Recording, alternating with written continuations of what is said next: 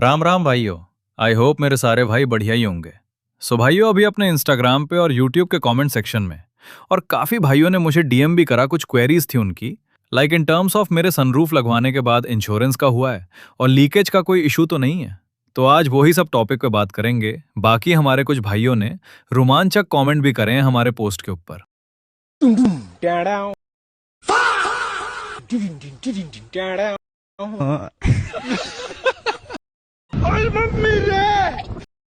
ये कुछ कमेंट हैं जो हमारे भाइयों के हैं, इंश्योरेंस से रिलेटेड, बारिश से रिलेटेड, सेफ्टी से रिलेटेड या फिर क्लेम से रिलेटेड कि इंश्योरेंस का क्या सीन है।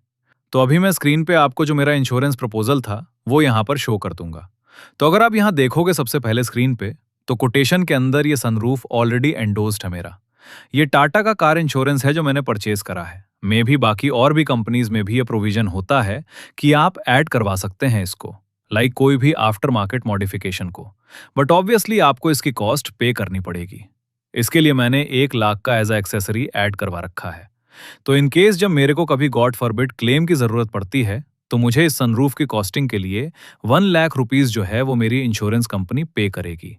अगर कुछ ऐसा रूफ डैमेज वाला सीन होता है, अगर आप कहोगे कि रूफ चेंज होनी है, तो जो मेरा कंपनी का ओईएम पार्ट होता है, जो कंप्लीट इसमें रूफ आती है, इंश्योरेंस कंपनी वो पे करेगी।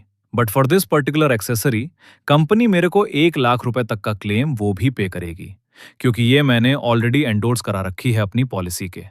और इसके लिए अगर आप देखोगे ओवरऑल कॉस्ट के अंदर कुछ 4 से 4.5% हर कंपनी का अलग होता है, वो पे करना पड़ता है, डिपेंडिंग कि आपकी ओवरऑल वैल्यू क्या है सनरूफ के लिए या कोई और एक्सेसरी के लिए। मे बी अलॉय व्हील्स आपको ऐड कराने आए या कुछ भी, सो उसके लिए कुछ एक्स्ट्रा परसेंटेज आपको पे करना पड़ता है ओवरऑल प्रीमियम का, जो कि मैंने भी करा है। अब इसमें सबसे पहले अगर मैं आपको बताऊं कि चूंकि मैंने इसे एंडोर्स कराना था और ऐड कराना था अपनी पॉलिसी के अंदर, तो फर्स्ट ऑफ ऑल मेरे को इसके लिए पूरा फिजिकल वेरिफिकेशन कराना पड़ा, जो कि फील्ड एग्जीक्यूटिव होता है।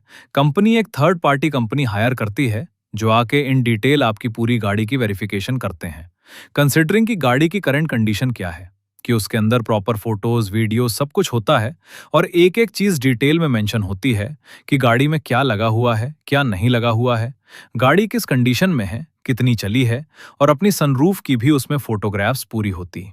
और मैंने उनसे ईमेल पर यह चीज लिए, साथ में ही वॉइस रिकॉर्डिंग भी उन्होंने मेरे साथ शेयर करी है, जो हमारा कॉल डिस्कशन हुआ था क्लेम्स डिपार्टमेंट में, कि क्या क्या टर्म्स एंड कंडीशन है, किस केस में मेरे को क्लेम मिलेगा, कितनी वैल्यू मिलेगी, क्या इसके कोई कॉम्प्लिकेशंस हो सकते हैं इन फ्यूचर, या वो सब चीज हमने डिस्कस करी है। सो मेरी तरफ से मैंने अपने काम फुल प्रूफ करा है। बाकी अभी भी सवाल उठाने वाले कुछ भी कर सकते हैं, बट ये एक मिथ है कि आप कोई भी इलेक्ट्रिकल एक्सेसरी या for example after market sunroof होती है तो उसकी कोई वैल्यू नहीं मिलेगी गाड़ी की इंश्योरेंस। ऑब्वियसली आपको शॉक करना है, उसकी एक कीमत भी होती है। अब इसके अलावा जो भाइयों का कमेंट था, बारिश में देख लेंगे मजा आएगा, वो अलग ही लेवल का बंदा था। या वाटर लीकेज होती है या पक्का लीकेज होगी, तो मैं वैसे काफी लोगों को एड्रेस कर भी चुका हूं कमेंट्स में।